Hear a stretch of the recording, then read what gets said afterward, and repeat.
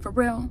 That's why you don't listen to people. See money all around me. I look like I'm the man.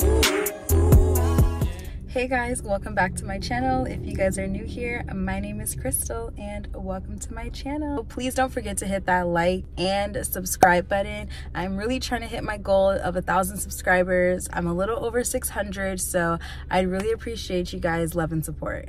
So as you guys can see by the title, today's video is the long-awaited paralegal Q&A. So anyways, let's go ahead and jump into today's video. So honestly, there were a ton of questions. So I picked about like 6 questions. So if you did ask me a question and I don't get to this question in this video, then I'm so sorry. Please leave it down below and I'll try to comment my answer in the comments down below. So the first comment / question is, resume tips please, love the paralegal advice, BTW, keep it coming. Thank you so much, I appreciate it. So I would say that my first resume tip would be to make sure your resume is clean, clear, and concise. If your resume is a bunch of paragraphs looped together, a bunch of mumbo jumbo, and it's too confusing, trust me, no matter how good of a candidate you are, your resume will unfortunately get tossed. Make sure your resume is simple and easy to follow. Look up a whole bunch of different resume templates on the internet and that'll really help you guys out. Like once I changed the format of my resume, I started getting way more jobs than I was applying to. If your resume does have a gap in it, then I suggest you also submit a CV, which is a curriculum vitae. This will help your future employer or the person who's interviewing you. This will help them get a better understanding of, you know, what's going on in your resume, what your background was, but it's kind of like talking to a person versus just stating, this is where I worked, this is how long I worked, this was my position, and this is what I did. A CV is super, super helpful. So just make sure you're super vulnerable. Just make sure, you know, you put everything out there. Make sure that while writing your resume, if you were an outside person looking in, you'd be able to follow it as easy as a flow chart. There's no questions, there's no, because if someone comes to your resume and they stop and they're like, wait, what is this? And they have a question because maybe you weren't as clear and concise as you could have been, then sometimes they may not want to go back and ask you. They may just hop to the next candidate. You never know. So in addition to having your resume be clear, concise, and very neat, I forgot the other word I said, make sure your resume is tailored to the position that you're applying for. For me, if I'm gonna be honest, for every position I've applied to, I look at the position requirements. Go find that list and make sure that on that list, if there's 5, make sure your resume is at least hitting 4 of those bullet points. So in regards to the resume tip, that would be my last tip. But moving on to the next one. So the next question is, what paralegal school did you go to? Did you get a certificate and how much was it?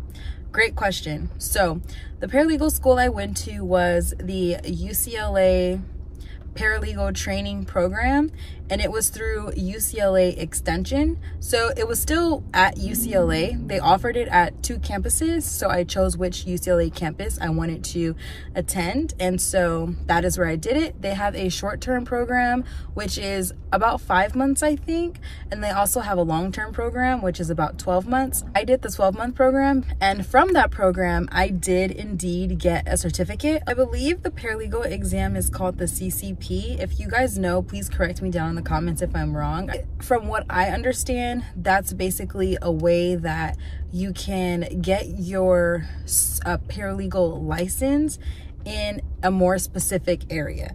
And I do know the reason why I did not do that is because when I graduated my paralegal program, I was already at a civil litigation and I knew that's not what I wanted to do. So I didn't want to go spend more money on a larger paralegal test that emphasized what I was going to be focused in, so that way I'd be kind of stuck. You can take this at any point in your paralegal career. So to answer that question, yes, I did get my paralegal certificate. Another thing I wanted to throw in there is when you are looking for a paralegal school, make sure your school is ABA certified. I know that's like duh obvious, but no, some people actually don't know that. If your school is not, you know, ABA accredited by the, you know, national bar, then your certificate kind of really doesn't hold weight because your school has no accreditation. So my program was, I would say, roughly $10,000. maybe a little less, but I'm gonna throw in books as well. So I would say about $10,000. So the next one kind of has a question within it, but I'm just going to go ahead and read their whole comment because I think you guys may find it helpful as well. The person said, I just got a job as a paralegal at the courthouse. There were 4 people on the panel for my interview. Each attorney worked in different areas of law, which were criminal, civil, housing, and they couldn't remember the 4th. Family law. The other one's probably family. Criminal, civil, housing, and family. So anyways, they said they were super nice during the interview. I wanted to work in criminal, but I offered to work in a housing court. Can you give me advice while working in a courthouse? I never worked in the legal field, but I'm excited and hope to eventually work in criminal law. Well, first, congratulations on your job. Like, that's huge. Congratulations to you.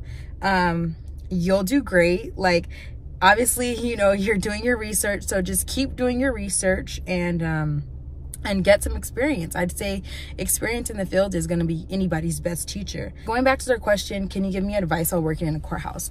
So I personally have never worked in a courthouse before. I did work at the district attorney's office. Even when I was there, I was an intern. So I was on an internship program for about 11 months. So I'll go ahead and like give you my experience working at the district attorney's office. So I was technically working on a cold case with prosecutors who were trying to prosecute a serial killer. I didn't necessarily have to go to the courthouse every day, but typically the DA's office, like headquarters, is right next door. So it was like the DA's corporate office right next door to the courthouse, which was right next door to the forensic building. Like, you know, scan my badge, and we had a cohort of about maybe 3 or 4 of us. So we were working extensively through different documents. You know, any day it could be different. We did have a war room set up. So if we all needed to discuss,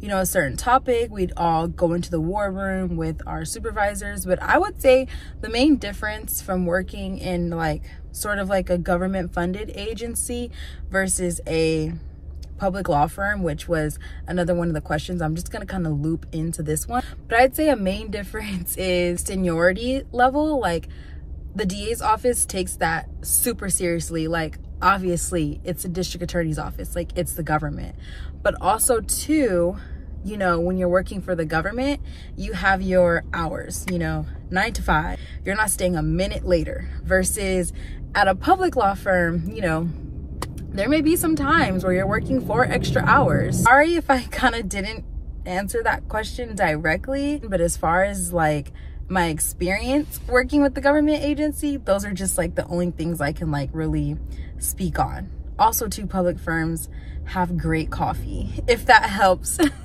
You have to remember, when you're working for like the courthouse or a government agency, everything is funded by the government, versus you working for a public entity or a company or, you know, a public firm with like stocks and etc. You know, the limits are endless sometimes. So the next person said, thanks so much for these tips, and how do you keep the motivation in the field? So I'm gonna first start by saying that is a great question. How do I stay motivated? I would say my main way of staying motivated is to continuously challenge myself. The moment I get comfortable, I don't like it. Like, I feel like I'm not growing the moment I'm comfortable. Like, when I was at my first firm, I was like, okay, there's really not many people I can learn from. There's only one other paralegal. I don't want to just, you know, stoop into this like 9 to 5 and then 30 years pass me by. And I'm like, what have I been doing with my career? You know, not because of the place I'm working, just because like I want to stay challenged. I want to stay motivated. So I was like, okay, this is, you know, my sign to move on. I moved on, you know. I really hit my challenge when I transferred from like civil to lemon law to then entertainment. So anyways, to go back to your question, I really stay motivated by basically continuing to challenge myself. And I also like I said in a video before, I still have a cohort of people that I not only went to my UCLA paralegal program, but also people that I've connected with in the field. You know, we'll like continuously update each other. You know, are you looking for a job? Or how's your job doing? Or like, I constantly, you know, stay talking to people in the field. I don't really have any friends that are paralegals or that are going through the same journey as me. If I do, it's because I met them along my journey. Those events, take advantage of them, like mixers. Like every new job I have, they have like mixers. I'm like, I'm going to meet these people, sign me up, like almost like I'm like desperate for like friends. But that's my way of like staying motivated and like continuously like challenging myself within my field, if that makes sense. So I hope that answers your question. So the next person says, hey, do you know if it's best to start off as a legal office assistant first or just jump into the paralegal school? Well, that's a great question. I would say, depending on your situation, everyone's situation is different. So me personally, I was a file clerk at a law firm, and I didn't have the option to just like stop being a file clerk and just go to the paralegal school because I had to pay my bills.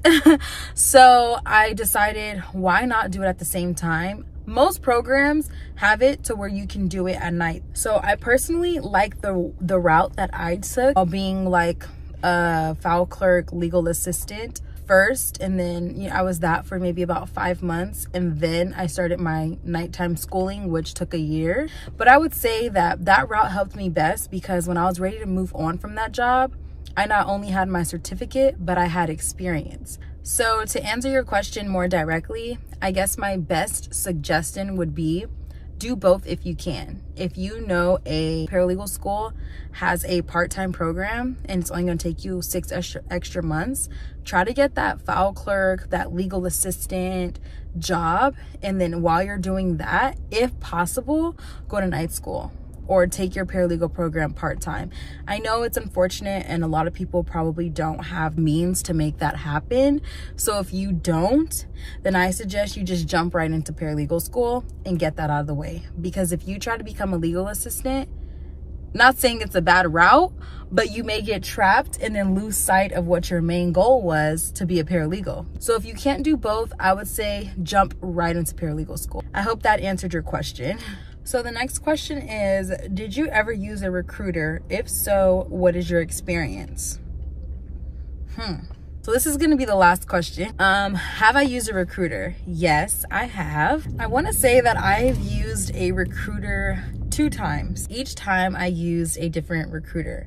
The first time I used a recruiter, I think that the recruiter did an amazing job. I told the recruiter the area I wanted to work in, like location wise, and the area law wise. Told them what type of, you know, firm I wanted to be at, and I think they did an amazing job at placing me at the firm.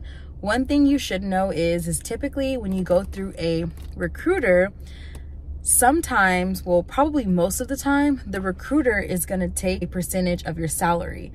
So then I would say the second time I used a recruiter, I do not think they were fully truthful with me about the position that they placed me in. Probably the worst experience of my life. I cried almost every day, in addition to monthly billable requirements. I don't know if you guys remember, we talked about billables in the last video. Billables are a huge thing. It's like basically what you're responsible for in a day. This place was close to 7. So I barely had time to print a call sheet, which sometimes may take you 5 minutes to just walk to the printer, and that's considered admin work. You know, you can't bill for that. But all that to say is I've had a great experience with a recruiter, and I've also had a terrible experience with a recruiter. So I have used recruiters in the past. I also haven't used recruiters in the past. The job that I have right now, I straight up went onto the job's website and saw, like, clicked open positions and literally filled out my application just like that. Didn't use a third party, didn't use a recruiter. So I've done both. I suggest maybe just reaching out to companies on your own. That way the recruiter is not like a middleman. You know, you're setting up your own interviews. You're being able to send them emails directly. You're being able to talk to them. But also, with that being said, know that sometimes a recruiter can be telling you something and it not be for your best interest, which is unfortunately I had happen to me. Yeah, I don't want this to be a recruiter rant, but there are some that, you know, will discourage you. Just make sure you're aware. Sometimes they may just be looking out for themselves. I had a recruiter tell me one time, you know, the fields you want to go in, they're not going to hire you because you have no experience. So, you know, why even try right now?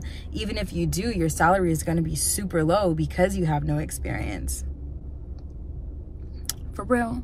That's why you don't listen to people. So that is going to wrap up this little paralegal Q&A chit chat. I only got to about half the questions because I wanted to make sure I was giving you guys a little bit of experience, so it didn't make it seem like I was just giving you yes or no answers, but I was kind of like backing it up with like, hey, this is what I've experienced, and just know that you have options. I really hope you guys were able to take something from today's video. I cannot wait to see you guys in my next paralegal video. Again, don't forget to hit that like button. I'll catch you guys next time. Bye. See money all around me. I look like I'm the man.